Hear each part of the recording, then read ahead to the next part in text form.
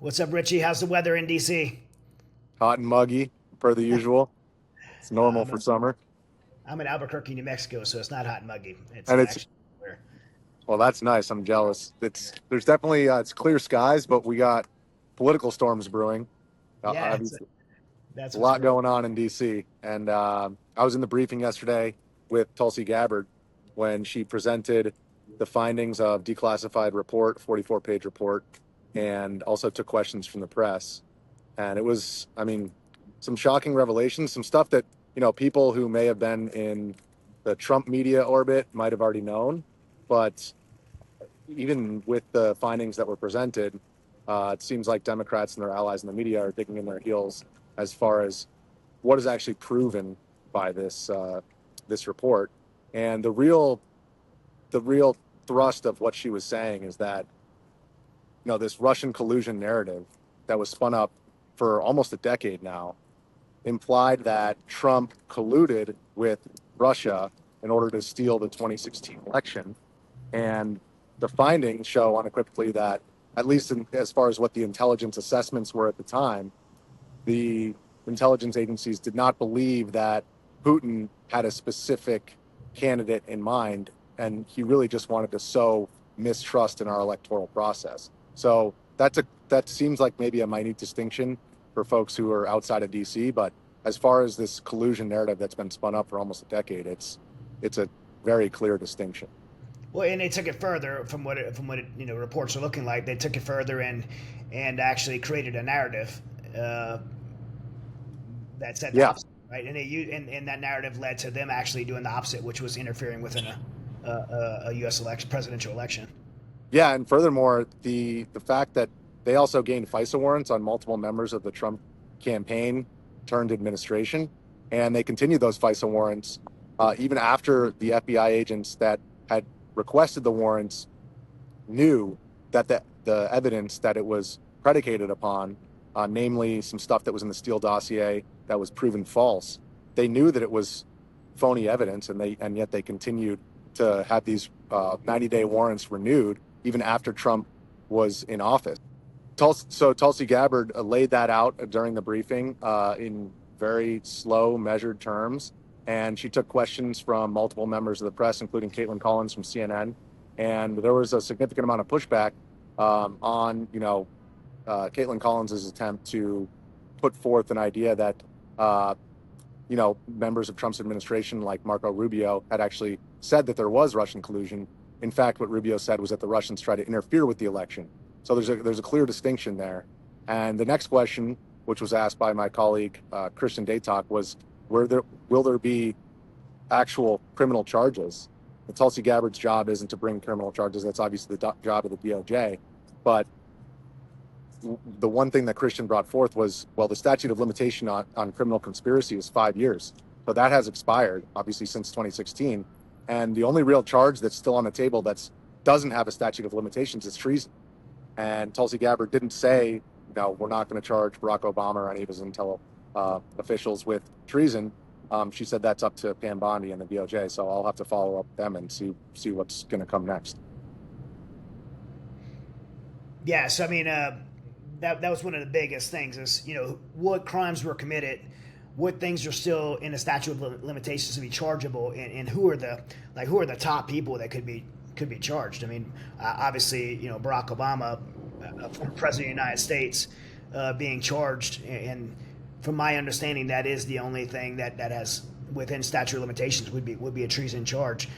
Do you think, from what you heard, there's any grounds for that level of a charge? Well, treason is defined in the Constitution. It's kind of a narrow definition. It's basically if you are uh, aiding or abetting enemies of the United States.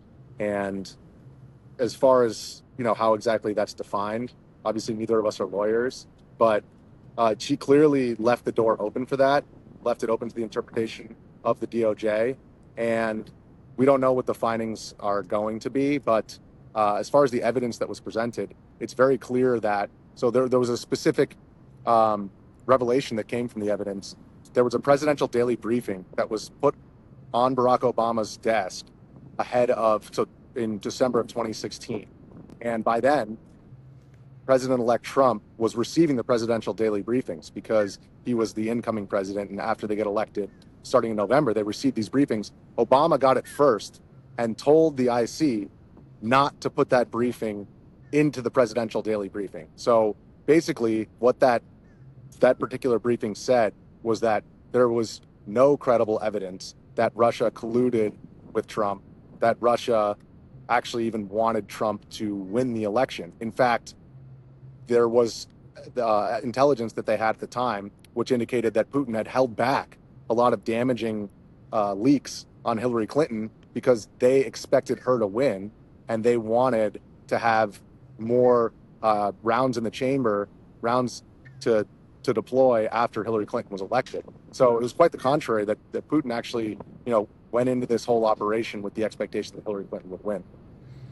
Yeah, unbelievable. I mean, look, I can't at this point, Richie. Like for me, like when you got such clear evidence that continues to come out, things that were hidden from the American public, these secret things behind doors, these people in Washington D.C. and frankly on both sides of the aisle, but particularly the Obama administration, the Biden administration, the amount of stuff they buried and hid from the American people is just disgusting, and it shows why America's where it is right now, where we have no confidence, no trust in Washington, D.C. There's a two-tier justice system, and we can't even trust our federal agencies because they've been weaponized against the people. And when you say weaponized against the people, they've been weaponized against political opponents. You had the Office of the President of the United States utilizing the FBI through FISA warrants and other intelligence agencies to be spying on a candidate for office.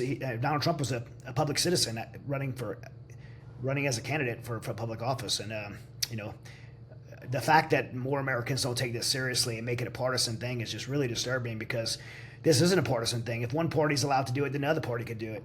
Mm-hmm. It sets just terrible precedents. Yeah, and the Capitol is right over my shoulder. And what we saw on Capitol Hill today were Democrat lawmakers basically denying any of the findings as being credible. Barack Obama came out with a statement saying that none of what were in the findings were credible. And that begs the question of, well, it was your own intelligence agencies that brought these findings. And when the findings showed that Russia didn't have a particular candidate that they were favoring, and they were just trying to sow chaos within our election system, that was then handed over to Brennan's desk, who was then director of the CIA. And Brennan brought the entire intelligence assessment underneath his umbrella and had only 5 different agents managing it. And as Tulsi Gabbard said in the briefing yesterday, that's extremely unconventional for such a small number of people to be developing an intelligence assessment. And, that basically implies that he wanted to bring it as close to the chest as possible so that he can control the results and determine, something that's politically favorable to the outgoing party. And that's extremely concerning. And not to mention the fact that the 51 intelligence officials who brought the findings of the Hunter Biden laptop into question during the 2020 election, a lot of those same people were in Obama's corner during all of this Russiagate stuff. So it's not just the 2016 election that's concerning, it's also the 2020 election as well.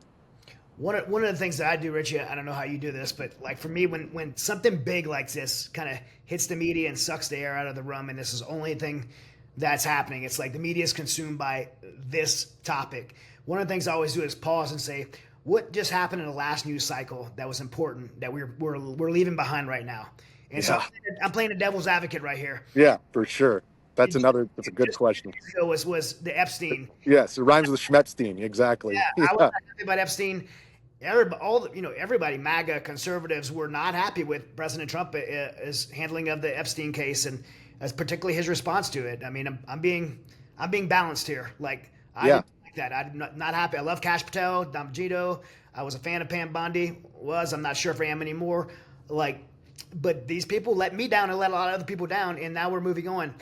Playing the devil's advocate, could this be a distraction from the Epstein files? Well, the leak.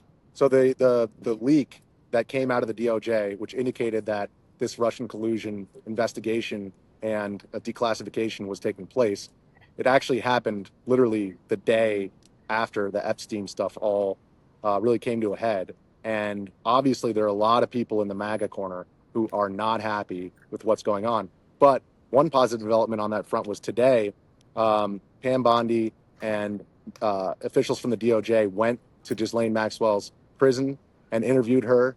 And her lawyer just released a statement saying that she answered all the questions. She did not plead the fifth, and she fully cooperated. And Tim Burchett actually was sitting on the front steps of the Capitol today at a press conference in which he said that they would consider reducing Ghislaine Maxwell's sentence if she did come and testify in a public hearing in Congress. And that, I mean, on the one hand, you say, well, are they only going to reduce her sentence if she says what they want them to say?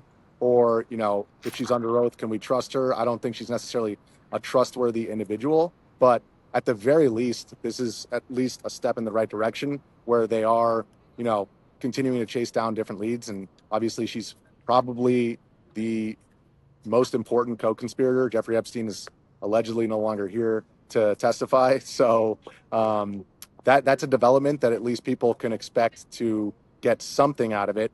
And we also have other efforts on Capitol Hill to declassify a lot of the grand jury indictments with Ghislaine Maxwell and Jeffrey Epstein. So we'll have to see what happens there. I mean, I think he's probably in there. Yeah. If I had to bet one way or the other, he was an associate. He was involved with the Miss World pageant, and there's some connections there that are definitely kind of raise up some red flags. But with that being said, it does appear that at least to a certain extent, Trump's DOJ is moving forward with an investigation. Good. I mean, look, when the list comes out, there's gonna be a lot of people on the list. It doesn't mean every one of them is a pedophile, right? Yeah.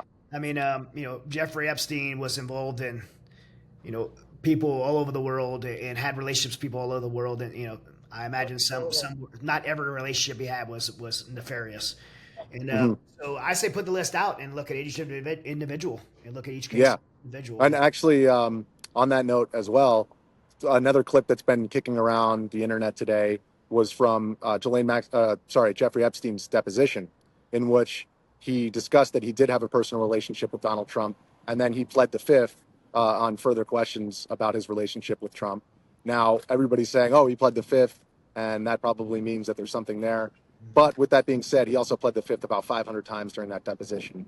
And he pled the fifth with respect to a whole slew of other individuals. And so it's not clear from that whether or not that implies some real wrongdoing, but it does confirm the fact that, Trump did have some degree of a relationship with Jeffrey Epstein. He did kick him out of Mar-a-Lago, apparently. So, that's worth taking note, because there were a lot of people like Bill Gates who continued to associate themselves with Jeffrey Epstein even after he was convicted in 2008. Here's what I heard, and I'll say this is what I heard. I heard that Jeffrey Epstein knew a lot of women who want to meet men of wealth, and then a lot of men of wealth want to marry good-looking women. I mean, people that have wealth don't go on, eHarmony.com. And so I heard that Jeffrey Epstein did some matchmaking, and possibly Melania and President Trump met through Jeffrey Epstein, and that's one. She was a model. Yeah, so she was a model. And look, if that's what it is, like me for one, so be it. Exactly. Doesn't make him a pedophile. Doesn't make him. That's how they met. It's tragic that Jeffrey Epstein ended up being, a pedophile and a espionage agent for probably for Mossad. I mean, I think we all can make that assumption now. But that doesn't make President Trump and Melania's marriage a bad marriage. It doesn't mean anything. Like, I think most people get over that. And if that's what they're hiding, it doesn't matter. It doesn't matter to me, at least. Yeah, history often chooses imperfect people to change the course of events. So, and I can confirm, having worked in a lot of different media landscapes across the spectrum, but specifically in MAGA media since 2015, 16. I don't think that that's necessarily something that's going to, get his base to just abandon it. No. But the last thing I'll say is that it is positive to see to a certain extent, everybody's saying, oh, you know, MAGA is now no longer with Trump. I view it kind of the flip side of it, which is I think it's really healthy to see that amount of unrest among Trump's base, because Great. you didn't see that during the Biden administration. I mean, I think that it shows that that's a healthier party if they're actually voicing their discontent. Yeah, it's great. I mean, the fact that you and I are sitting here talking about, I mean, I was a surrogate on the campaign. If he had if this was starting all over again, I'd still be a surrogate on his campaign. I believe in his policies. I believe he's the right guy for the job. I mean, for all the things that I support, he's the right president for the job. So I don't think his base is abandoning him. I think we're just doing what constituents should do. What constituents do. Hey, I don't like the way you handle that. I don't agree with your position on that. So I'm going to voice my opinion. I'm not blindly going to follow and support you. And that is a big difference between the conservative movement and the right now, is we will call out. And that should have happened so many times during the previous 4 years of exactly. So many times they had the opportunity to do the right thing and show that they were willing to, but they always stood party line. And it's not healthy. It's not healthy for any kind of republic or any kind of country to have that.